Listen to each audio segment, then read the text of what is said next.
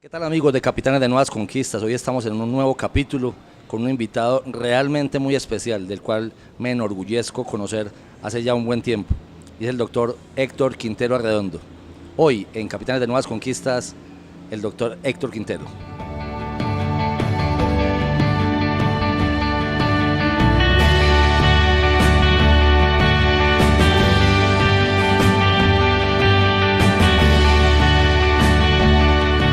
Doctor Héctor Quintero, con los buenos días, muy complacido porque nos haya aceptado la invitación a su canal de los egresados de la Facultad de Derecho de la Universidad Pontificia Bolivariana. Bienvenido. Por Dios, soy yo el que estoy muy contento de poder dialogar.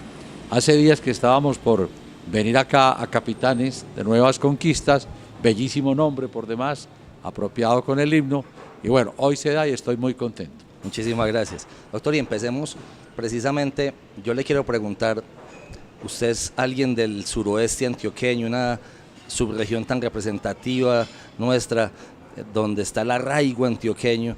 Sabemos que usted es pues un gran historiador, pero ¿por qué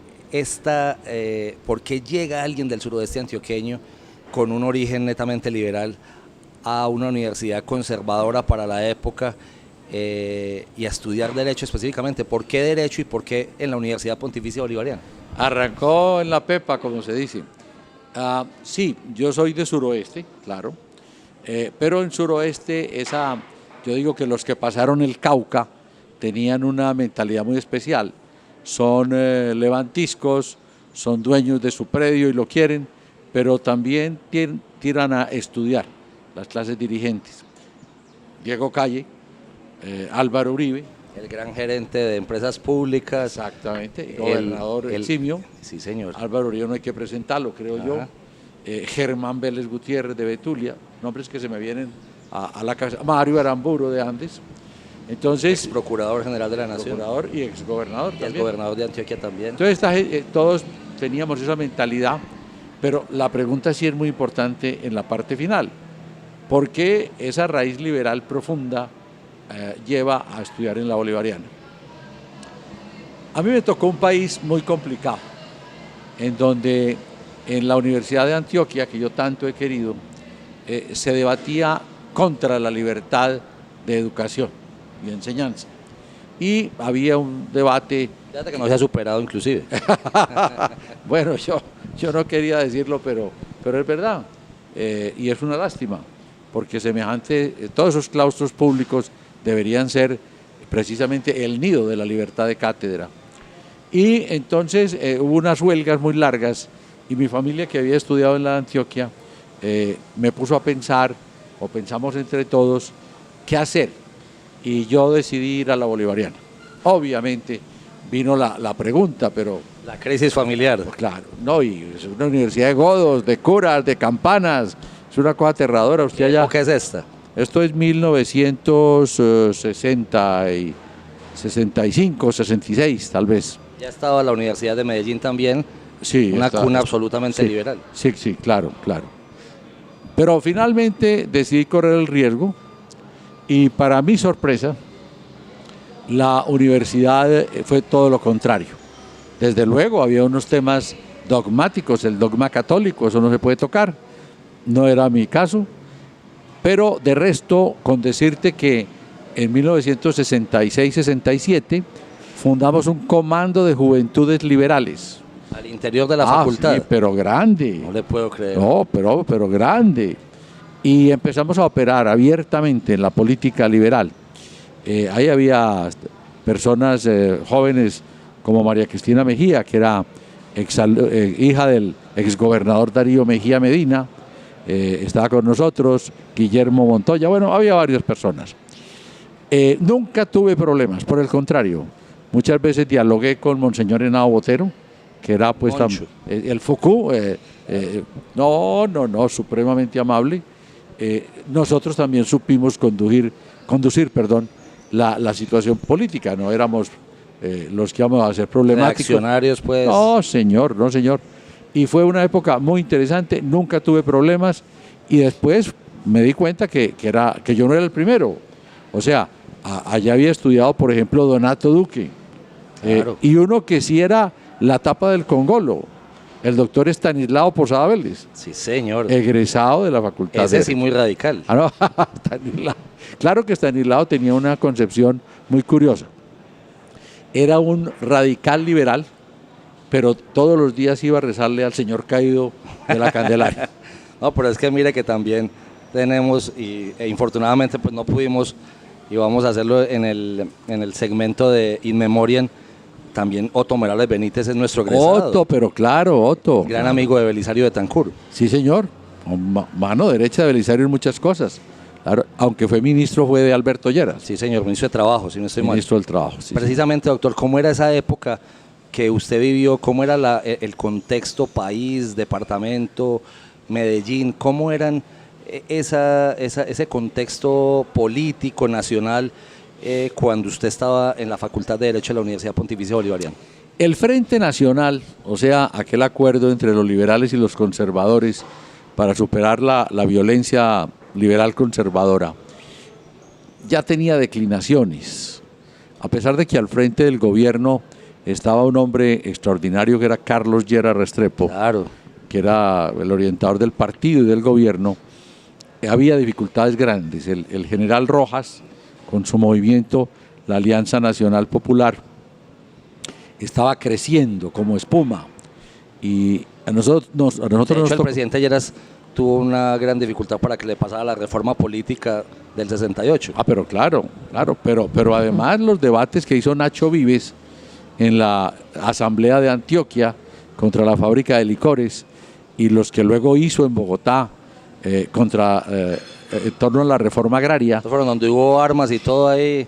Las armas fueron más atrás, pero seguro que Nacho por ahí tenía alguna en alguna parte. Algún revólver llevaba. Esa fue terrible porque ahí cogieron a Peñalosa, Al papá de Peñalosa. padre del actual alcalde, alcalde. y a otro que no me acuerdo el apellido ahora, y los volvieron chicuca. Se dice que hasta Carlos Lleras una noche salió y se armó y dijo que se iba para el Congreso porque no lo estaban defendiendo suficientemente. Yo Carajo. no lo puedo probar. Y en la asamblea Nacho revolcó la asamblea con el cuento de que en una maleta tenía todas las pruebas, que nunca abrió, por cierto, pero ahí las tenía. Eso fue muy complicado. Y nos tocó entonces el debate para suceder al doctor Carlos Lleras, donde los liberales terminamos apoyando abiertamente a Misael Pastrana Borrero. Nosotros decíamos que más los liberales que los conservadores, porque los conservadores apoyaron muchos a Rojas, otros a Surdís, ¿recuerda usted? Surdís, claro. El costeño Evaristo Surdís, y otros al doctor Belisario Betancur, que me perdone, pero no lo acompañamos en esa campaña. Y elegimos a Pastrana, pero en momentos muy difíciles. Entonces la ANAPO quedó con un gran poder, mandaba en la asamblea, o por lo menos tenía mucha influencia, en el Consejo de Medellín, en los consejos de todos los municipios, y si no es porque aquí llega un gobernador. Que ese es el origen del M-19, efectivamente. Sí, señor, sí. Que fue Diego Calle, que afrontó el problema. De Ciudad Bolívar, Antioquia. De Ciudad Bolívar, claro. La cosa hubiera sido muy complicada. Ese es el momento en el cual yo termino mis estudios y me preparo ya para salir a la vida pública, o sea, en medio de piedra, de pólvora, de huevos. Muy complejo. Una vez perdí un vestidito, el único que tenía, porque me echaron huevos podridos. No le puedo creer. Sí, Irrecuperable el vestido. No, nada, perdió. Oiga, profesor, y entonces el tema es, ¿usted era consciente desde que ingresó a la Facultad de Derecho que usted se formaba como abogado, de pronto no para ejercer la profesión, sino para ejercer la política? Entonces, de acuerdo a ese ¿qué profesor lo marcó a usted? ¿Qué materia lo marcó a usted con esa concepción que estoy viendo? O no sé si puedo estar equivocado con la pregunta. No. Nosotros, o yo concretamente, entré a la Facultad de Derecho con una visión amplia del derecho. Yo no creía que no iba a ejercer el derecho, de hecho ejercí algo, pero que el derecho otorgaba una base conceptual muy importante para muchas cosas. De hecho, había una cantidad de abogados que habían estado ejerciendo como gerentes de empresa, como políticos muy importantes, y que incluso volvían a ejercer la profesión. O sea, teníamos claro eso. En esa época era como un poco más flexible eso. Mucho más. Es que las escuelas de administración, por ejemplo, prácticamente estaban naciendo en Colombia y digamos que tenían dificultades. En cambio, las empresas miraban mucho a las facultades de Derecho. El doctor Darío Múnera, nuestro egresado. Ese es un caso clarísimo. También alguien que fue presidente del Banco Industrial Colombiano de la época, no lo recuerdo en este momento, y fue mi profesor también. O sea, ellas mismas miraban allá, la colombiana de tabaco se llevó a los Cárdenas. De manera que había una mentalidad de que ese abogado formado y sobre todo con una importante base económica que la han ido quitando, lo cual es lamentable, creo que hasta la bolivariana cae en ese error, le daba una visión a ese abogado que era maravillosa, extraordinaria. De hecho, hacerle un homenaje al doctor Darío Múnera, que hace poco falleció tristemente, su tesis de pregrado fue precisamente sobre derecho económico. Imagínate. Y él venía de Europa precisamente a hacer un año en Europa, y él es como el padre del derecho económico aquí en Antioquia, y después lo siguió usted. Muchas gracias. Pero pasamos 30 años para reconocer esa situación. Carlos Lleras es abogado, por ejemplo. Un gran ascendista. Antonio Álvarez Restrepo, que fue ministro tantas veces, abogados.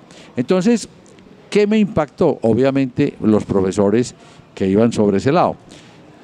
Para la época veían Hacienda Pública, veían Derecho Económico. Claro. Veíamos una materia que se llamaba Economía 1 y 2 y era unas bases, o daba unas bases económicas que todavía me sirven, lo digo con franqueza, y muchos de mis alumnos dicen que a ellos les sirven, o sea que vienen de allá. Hacienda Pública estaba Juan Mejía, que la había dictado mucho tiempo. A la renuncia del doctor Mejía por enfermedad entré yo precisamente como profesor de Hacienda Pública. Y el derecho constitucional.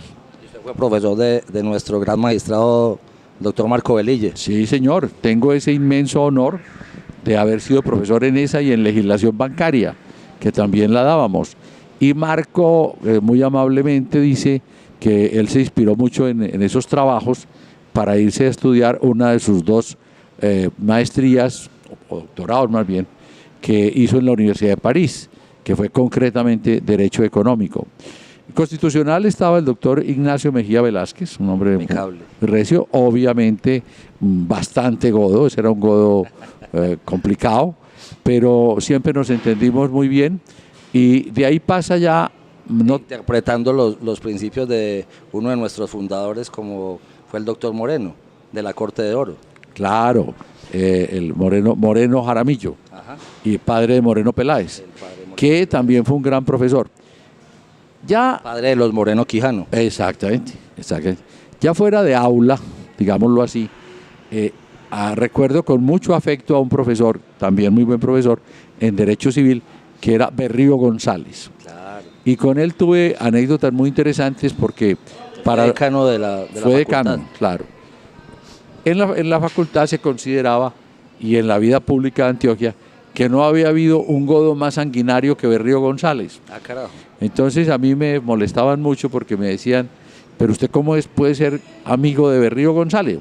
Yo le he visto otra actitud, he hablado con él muchas veces. Y esos mitos que se van creando. Totalmente. Lo que pasa es que a Berrío le tocó una época muy complicada, la violencia conservadora, el liberal conservador en Antioquia, y él fue gobernador ahí en un lapso. Claro. Y algunos... Y el doctor Darío Múnera también fue, incluso durante la dictadura. Sí, si no estoy mal.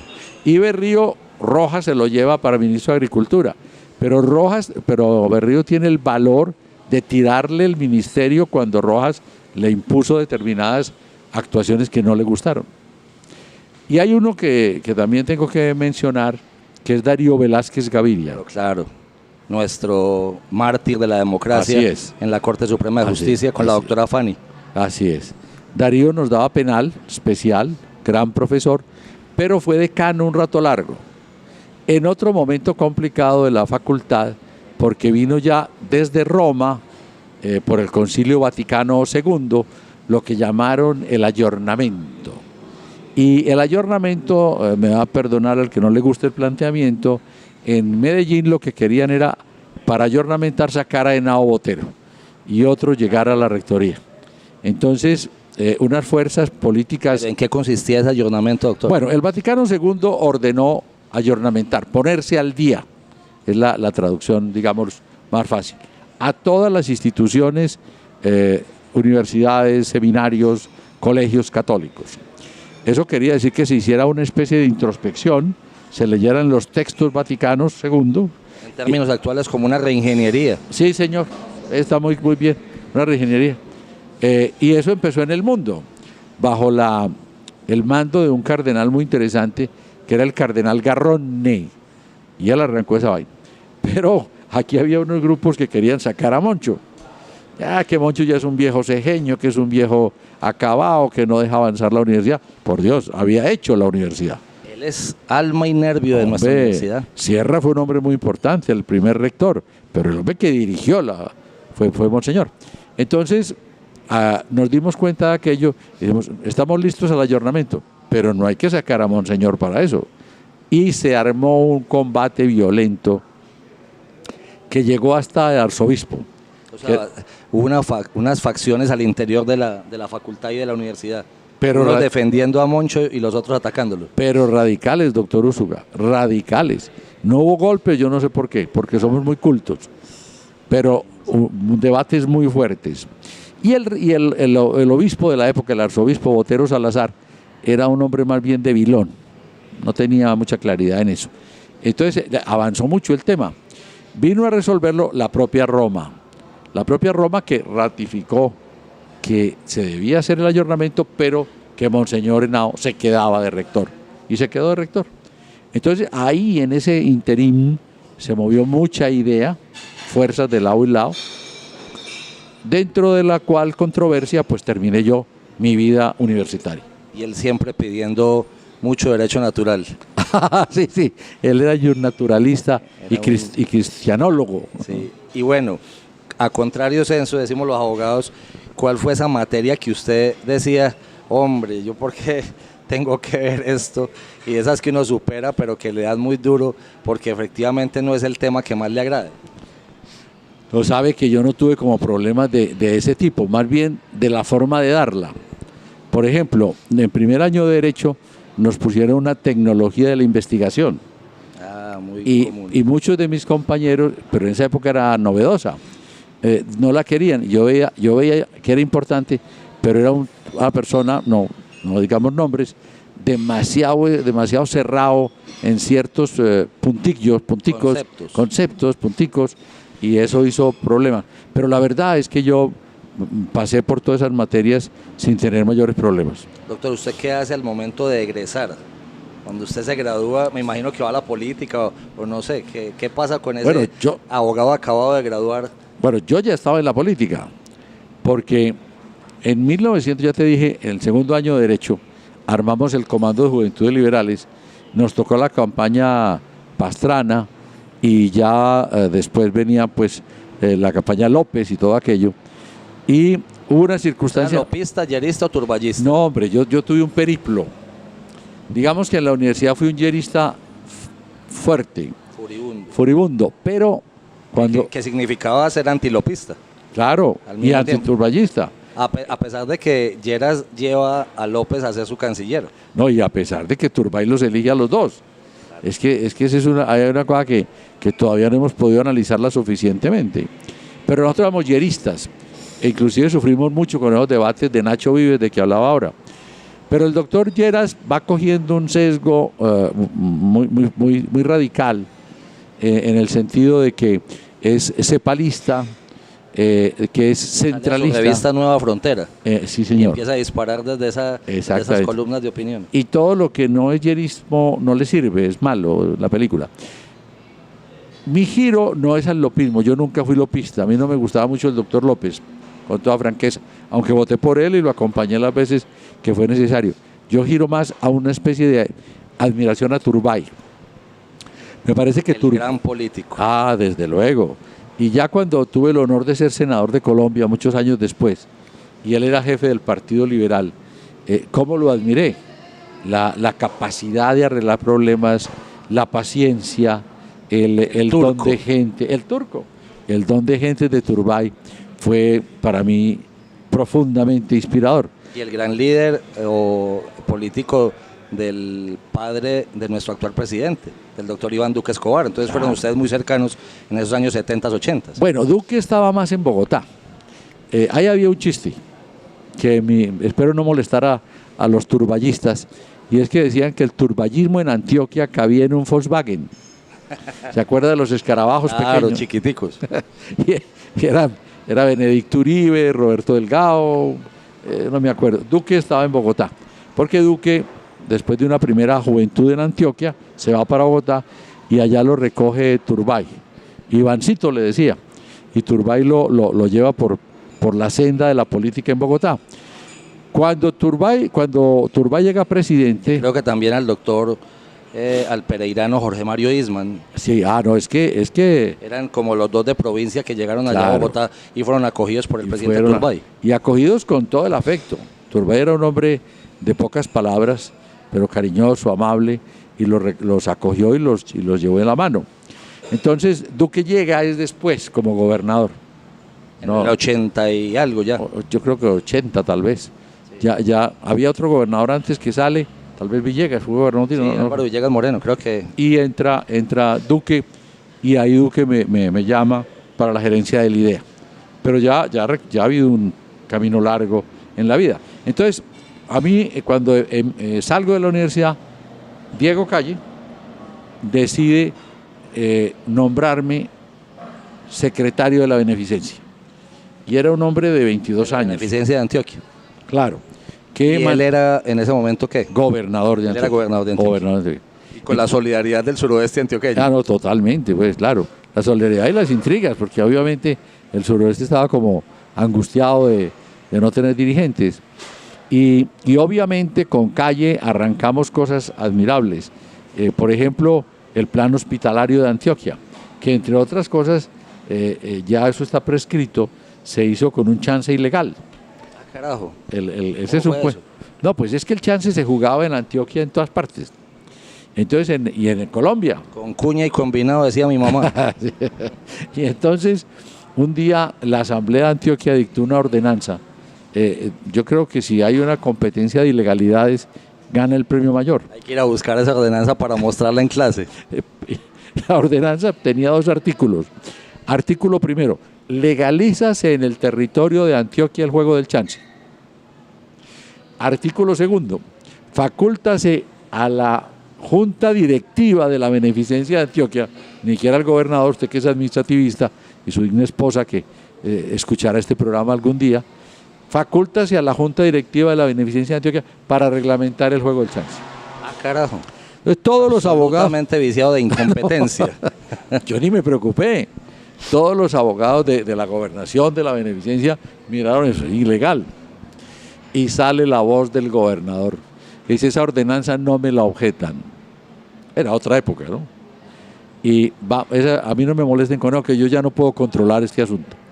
Entonces pone a la Junta de la Beneficencia a reglamentar la ordenanza, de la cual yo era secretario, la Junta. Y se hace una reglamentación chorota. 350 pesos de la época por cada vendedor de chance. Punto. Eso empezó a dar algo así como 25 millones mensuales. Era una tonelada de plata. Para la época, esos son los 70. Exacto. Y entonces Diego Calle dice, esa plata nadie la toca, toda va para hacer el nuevo plan hospitalario de Antioquia.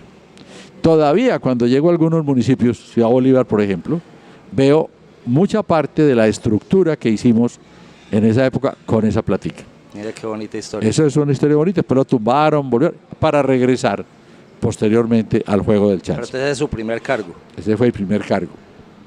De ahí pasé un rato a la empresa privada. Ahí viene la historia del abogado. Unión de Bananeros, experiencia maravillosa en Urabá. Iba y venía de Urabá. Conocí muchísimo. Bueno, una vida muy complicada para la época. Claro, pero tenía su lado que no era tan complicado, porque cuando usted cogía el avión, eso sí, tenía que tener muy buen corazón para montarse en aquellos aviones. Todavía. No crea, yo viajo con mediana frecuencia y todavía ese colchón de nubes para salir de la cordillera todavía nos hace sudar un poquito. Pero yo iba en monomotor muchas veces. Los de ACES. Exacto. No, eso era de aerotaxi. Y entonces pasar el boquerón del Toyo, uno tenía que levantar las piernas para poder pasarlo. Estuve en Univán, estuve en Augura, fui banquero, Banco Ganadero, después Banco Popular. Algunos dicen que mi corazón es tan duro es porque fui banquero. Pero siempre seguí alternando en la política. O sea, usted iba al sector público y al sector privado. Sí, y así estuviera en el sector privado, iba a reuniones liberales, el Directorio Liberal de Antioquia, así que tuve el gusto y el honor de estar muy cerca de Fabio Echeverri en un momento, de William Jaramillo. El padre de otro de nuestros egresados, el doctor Luis Guillermo Echeverri. Ah, pero claro, mi alumno también, Luigi. Claro. Hombre, que le encanta el derecho económico también. Y aquí lo tendremos también en ese programa. Hombre, qué bueno, claro, Luigi está ahí. Bernardo Guerra Serna. Y me toca ver el nacimiento de un muchacho joven, también de suroeste, que comienza a cuestionar a todo el mundo, sobre todo al doctor Guerra, que se llama Álvaro Uribe Vélez. Imagínese. Y ese proceso me toca desde chiquito. Primero fuimos combatientes, después yo voy a donde Álvaro Uribe y le digo, Uribe, yo no quiero tener jefes. El último jefe que tuve fue el doctor Guerra. Si tú me recibes acá como tu partner, aunque tú eres el orientador, dale. Y ahí se me adelantó y fue presidente. Y ahí empezó usted a ser uribista también. Sí, señor, sí, señor. Qué maravilla de historia. O sea, que hizo usted la carrera que usted había soñado, creo yo. Sin duda alguna, mira, cuando yo me presentaba en bachillerato a los famosos tests que a todos nos hacen, a mí generalmente me daba abogado, ingeniero o militar. Eran las tres que salía. Inclusive me presenté al ejército. ¿A la escuela militar? Sí, señor. Y no pasé por problemas de los ojos. Desde esa época me molestan los ojos. Mi mamá dijo que era el gran milagro que se había hecho en Colombia, porque yo con título de general había acabado con la República. No, nos hubiéramos dado un gran deleite con un general de las capacidades suyas. Gracias, señor. Oiga, doctor, entonces usted con todo este recorrido, ya después usted fue senador de la República, también por el Partido Liberal, sí. Usted fue representante a la Cámara por Antioquia. 82, 86 representante, 86, 91 senador, porque me tocó la revocatoria. Un añito después. Pero usted es un liberal muy raro. A ver. Usted es un liberal que ha trabajado con conservadores sin ningún problema. No, es que yo soy un liberal de verdad. Sí, soy liberal. A ver, sin molestar a nadie, el liberal no puede ser fanático. Es lo primero. Y he tenido la tal vez virtud de decir, cuando trabajo con conservadores, de decir, esto creo yo, esto cree usted, no vamos a tener problemas. Ese fue el caso, y lo traigo a colación, de Nicanor Restrepo, del cual fui... Como gobernador de Antioquia. Claro, Nicanor me nombró secretario de Hacienda en la segunda parte de su gobierno. Y yo muy claramente, el presidente era... Donde estaba otro egresado nuestro como secretario privado, el doctor Jaime Arrubla Pocar. Jaime Arrubla, claro, gran jurista, gran abogado. Con él tengo muchas controversias, amables. Y la dirección del Estado la tenía otro bolivariano, el señor presidente Belisario Betancur. Betancur Cuartas, claro que sí. Claro. Y el suroeste antioqueño también. De Amagá, claro. Es que suroeste, a pesar de ser tan joven, pues ya lleva 2 presidentes. Bueno, y entonces con el doctor Nicanor compartí cosas muy interesantes como cambiar la herradura de la inversión de Antioquia. Era una herradura hacia el sur, digámoslo así, y con Nicanor la volteamos a una herradura hacia el norte. Ahí empezamos la famosa Troncal de la Paz. Pero cuando Nicanor empezó a hablarme, o me hablaba de las palomitas de la paz y todo aquello, pues yo con toda franqueza le decía, ese no es mi cuento. Entonces llegamos como a un modus operandi civilizado, en el sentido de que cuando se trataba de esos temas yo no intervenía. Y yo tampoco andaba de cantina en cantina, como dice la canción, diciendo está equivocado, por ahí no es. No, hay que ser respetuoso. Trabajar de la mano con el doctor Carlos Enrique Moreno, entonces me imagino que también estuvo... Carlos Lares. Sí, claro, me tocó también Moreno. No, gente que ha pasado o que le ha aprendido en la vida lo que tú quieras. Y después con el doctor Luis Alfredo Ramos también. Ramos siempre fue mi amigo porque yo tengo sangre de suroeste y sangre de oriente. Ah, Por eso dicen que los de oriente dicen que soy muy peligroso por ser de suroeste y los de suroeste que soy taimado por ser de oriente. usted lo que es muy antioqueño. Sí, claro, gracias a Dios. Porque si hay dos subregiones antioqueñas en esta diversidad de nuestra gran Antioquia, son esas dos. Claro. Entonces mi sangre de oriente es sobre todo sonsoneña. Y obviamente entronca ya con uno de los sonsoneños más importantes de toda la historia, que es Luis Alfredo Ramos Botero. Que no el único, porque ahí también está el doctor Luis Guillermo Vélez. Hay una cantidad de gente del oriente antioqueño tremendamente importante, porque era la vía hacia Bogotá. No, Y claro. quedó con esa marca, y fueron los que fundaron también con la gente de Marinilla la ciudad de Manizales y lo que hoy es el departamento de Caldas. Eso se remonta hasta el tema del virrey Solís. Pues hoy no podemos hablar de eso. La pero, concesión. por ejemplo, lo planteado. Solís dice, esos territorios que están haciendo en Mariquita, esos territorios son muy altos, muy levantiscos. Pasen eso a donde esos antioqueños y creen allá una ciudad. Y nace San José de la Marinilla. Y eso tiene pues toda una raigambre genética. Entonces a Ramos lo conozco desde muy pequeño, pero nunca había llegado a ningún acuerdo con él hasta cuando el Partido Liberal decide apoyar a un candidato a la alcaldía que no le gustó al partido, hubo muchas críticas y Ramos estaba en escena. Que fue Aurelio Aguirre Sanín, ¿cierto que sí? Tengo algo de historia, le he legado a usted. Sí, Aurelio, sí. Y entonces Álvaro Uribe nos manda a apoyar, nos sugiere mejor que apoyemos a Luis Alfredo Ramos. Esa fue una reunión terrible, en la Guacatala, la vivo. Yo era de los más asustados. No me quiero imaginar. Yo había votado por Pastrana Borrero, pero por lo que le decía ahora, era el Frente Nacional. Pero ahora no votar por el candidato liberal y votar por el candidato conservador, así fuera mi amigo, eso era terrible.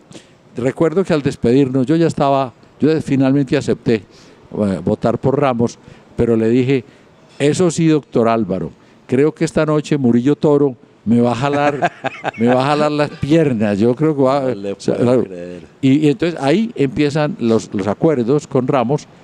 Ramos me nombra en la empresa Varias y después me hace su asesor y estuve en el Ministerio de Comercio Exterior y mantenemos una noble y con grande un apoyo amistad. muy grande que la gente de pronto olvida. Usted fue el que apoyó a la ciudad de Bogotá con los camiones. Hombre, qué buena anotación la que usted trae.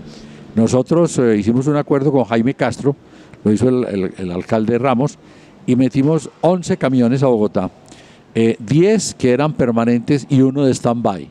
Ya estábamos también, habíamos cambiado tanto la estructura de empresas varias que la recibimos muy débil, por cierto. Y usted le entregó a otro bolivariano, A doctor Julio González Villa, González, que también lo tendremos en este programa. que fue además secretario general durante mi gestión, un hombre muy competente. Ese es otro Godo con quien yo me he entendido por el respeto que deben tener las ideas. Entonces, en Bogotá hicimos una gran labor. Y ese ramista pura sangre. Ah, sí. Bueno, no diga eso porque entonces de pronto los otros no quedamos bien parados.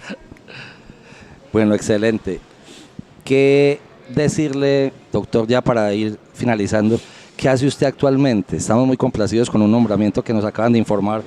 Es que usted ya fue embajador en Lima, en el gobierno de Álvaro Uribe Vélez, embajador de Colombia ante la República de Perú, y ahorita va como secretario general de la Comunidad Andina de Naciones. Cuéntenos esa experiencia y cuál es la proyección, qué es lo que se quiere hacer allá. Con un pequeño proemio, si usted me lo permite, y es este.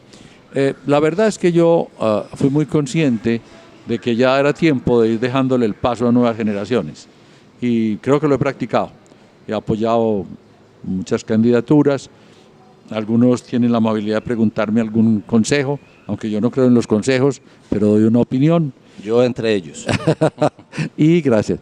Y me iba retirando. Volví con alguna fortaleza o con mucha fortaleza a la campaña pasada porque creía que nos estábamos debatiendo de fondo entre los socialistas y los librecambistas o los liberales en el sentido económico. Los demoliberales. Los demoliberales. Gracias por la ayuda. Muy oportuna.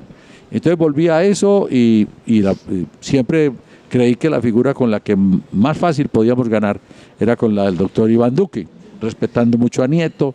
Por Dios, a Carlos Holmes le tengo todo el aprecio, a Paloma, en fin, a todas las personas, a Marta Lucía, pero Marta Lucía estaba en la tolda conservadora. Entonces estaba retirado cuando el presidente Duque, muy amablemente, me llamó no hace mucho y me habló de la comunidad andina. Yo soy consciente de los retos de la comunidad. La comunidad ha hecho un trabajo de institucionalidad por 50 años, cumple 50 años en mayo del año entrante, mayo 26. Toca la celebración antes a usted me allá. corresponde la celebración, pero todos los días tiene problemas, sobre todo en el campo comercial, me estoy refiriendo, por el sector agropecuario, no tanto en el comercial. Ayer me encontré con... ¿Saben cuál está sufriendo en este momento? Y lo hemos sufrido en la oficina que yo lidero, en los temas migratorios, con los temas de los trabajadores entre los países, los 4 países que la integran. Todo eso está, las nuevas realidades, la nueva dinámica latinoamericana ha sido claro, bastante... y es que no es fácil, porque si tuviéramos una Venezuela organizada, hablemos en plata blanca, pues uno sería más duro en buscar fórmulas de libertad total. Es que uno debería poder salir de Caracas. Sin pasaporte. Nada, si es andino. Pero tiene que entender ese tema venezolano, a ver cómo lo manejamos. Ese es uno de los temas. Pero en el comercial, como le decía, no tanto en los productos elaborados. Ayer, por ejemplo, hablaba con un expresidente de Nutresa, el doctor Héctor, y me decía, la comunidad nos sirvió muchísimo.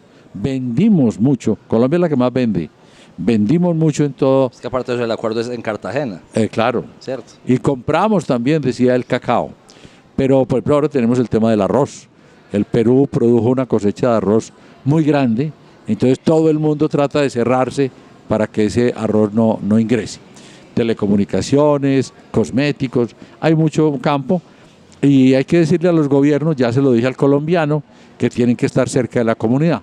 La comunidad sin el apoyo de los gobiernos muere. Es así de sencillo, es la voluntad política de continuar haciendo parte de esas integraciones latinoamericanas, porque fíjese que también este gobierno nuevo pues tomó la decisión de retirarse de Mercosur y eso le va quitando oxígeno a toda esa cantidad de iniciativas, pero también es porque hubo una superpoblación de agremiaciones con todo lo que pasó con el presidente Chávez. Hay un reacomodamiento en el campo político y en el campo comercial. Ese es el momento que me toca a mí. Usted que es marinero, le puedo decir marinero, ¿cierto? Oficial de la Marina. Oficial de la Marina. Usted que sabe que cuando las olas están bravas es difícil navegar. Hay que poner un buen capitán para que coja bien el timón. Muchas gracias, señor. Acepto ser capitán. Contémosle a la gente quiénes son sus compañeros, quién estudió con usted, de quién nos acordamos, quiénes son esos egresados que también pues tiene la gente ahí en el radar. Mis compañeros se fueron más que todo por el ejercicio privado. Tal vez el único que estuvo en la cosa pública un rato largo fue Manuel Salvador Betancourt, claro, que estuvo en el Consejo de Medellín y fue un político... De Santa Bárbara, Antioquia. Yo no, de Amagá, creo. Creo que Salvador es de Amagá. Pero los demás más bien se fueron como al sector privado. Carlos Medina, que ha ejercido con mucho donaire. Iván Opeguienao, falleció muy joven, de Fredonia precisamente. Pero mira que eran varios de suroeste. Sí, claro, no, es que hombre, no me ponga el tema suroeste, que es que... y aquí nos quedamos en un programa de 3 horas. Me pica la lengua. Alma Alicia Peláez, que llegó al tribunal. María Cristina Mejía no acabó con nosotros, se fue a Bogotá, pero fue viceministra y una de las personas más cercanas a Noemí. Pero yo creo que la mayor parte, Luis Gonzalo Toro estuvo en la corte, en la sala laboral, pero más que todo eran personas de perfil no muy público, grandes talentos, pero dedicados a eso. Doctor, ¿qué decirle a los estudiantes hoy que nos están viendo a esta hora por el canal de YouTube de Capitanes de Nuevas Conquistas? A esos estudiantes que están en la facultad de Derecho, en las facultades de Derecho, y a esas personas que de pronto no han ingresado y están viendo también la entrevista, ¿qué decirle sobre algo como la formación en Derecho que usted tuvo y con esa gran despliegue en lo público y en lo privado? Que no vacilen en entender que los estudios de Derecho, respetando mucho todas las profesiones, son fundamentales para la vida de un país, para la vida de una sociedad. No es solo conocer unas leyes, que lo es muy importante, porque al fin de cuentas uno no termina conociendo todas las leyes ni en la vida, menos en los años de estudio. Pero no es necesario. Bueno, no me vaya a decir que vamos aquí a Google, cuidado. Exactamente. Pero sí la concepción de por qué este acto genera esta ley y la consecuencia de aquello, y proyectado sobre la vida social, el derecho público. Lamento mucho, vuelvo a decirlo, que el derecho económico le hayan echado para atrás en nuestras instituciones. Pero esos son episodios, yo creo que volveremos a eso. No hay una carrera que dé mayor bagaje que el derecho para la vida en general y para la vida pública en concreto. Doctor, ya finalizando, ahora sí, ¿cómo era esa universidad? ¿Cómo fue la formación en valores durante ese paso suyo por la Facultad de Derecho de la Universidad Pontificia Bolivariana, que adicionalmente a traerlos pues de su casa, tan arraigados, ¿cómo era el tema de los valores y qué tan importante cree usted que fue eso en el resto de su devenir como profesional? Más que dar una clase, que las recibimos, y recuerdo con mucho afecto la de Samuel Ciro en el último año. Qué hombre tan brillante era Samuel Ciro, federalista por cierto. Era la práctica diaria de los valores. O sea, el ejemplo. El ejemplo. Es que yo no tuve un profesor manchado, ni semi-manchado. Y los que teníamos internos eran muy pocos, llamábamos internos. La mayor parte eran de hora cátedra. O sea que hubiéramos podido en un momento determinado fácilmente tener una investigación, que una investigación no quiere decir, no se le niega a nadie, claro, no, eran rectos en su ejercicio, si estaban de magistrados eran impecables, eran impolutos, en la cátedra jamás oí yo decir que un profesor le dio una nota a una alumna para que se acostara con ella, o siquiera para que saliera, jamás oí yo decir hombres que manejaban negocios importantísimos, que habían pedido más de lo que eran los honorarios normales. Yo creo que era una práctica diaria de los valores, repito, más que el cursito que nos daban, que el folleto que nos entregaban. Ética profesional. Sin duda alguna. Bueno, por último, ya usted volvería a estudiar Derecho y volvería a estudiar en la Universidad Pontificia Bolivariana. ¿Por qué hacerlo? ¿Le parece que valió la pena? Sí, tengo el mayor respeto por la Universidad de Medellín, de la cual fui profesor. Claro que en el área de Economía, no en Derecho. Y eso pues obviamente que no lo vayan a tomar allá las distinguidas personas con las cuales participé. Sin duda, yo volvería a la Bolivariana, sobre todo a la Bolivariana que conocí, que era una Bolivariana de la curia, pero donde no había una interferencia total o muy clara de ningún cura sobre la institución. Se respetaba al arzobispo, pero el arzobispo también respetaba a la universidad. Lo volvería a hacer con mucho afecto y muy contento. Doctor, qué charla tan agradable, tan deliciosa como siempre con pues usted. Porque usted la dirigió. No, muchísimas gracias por haberme acompañado en Capitanes de Nuevas Conquistas, y efectivamente esta es su casa y volveremos con otro capítulo en una ocasión posterior. Muchísimas gracias a todos los televidentes, que tengan una buena jornada.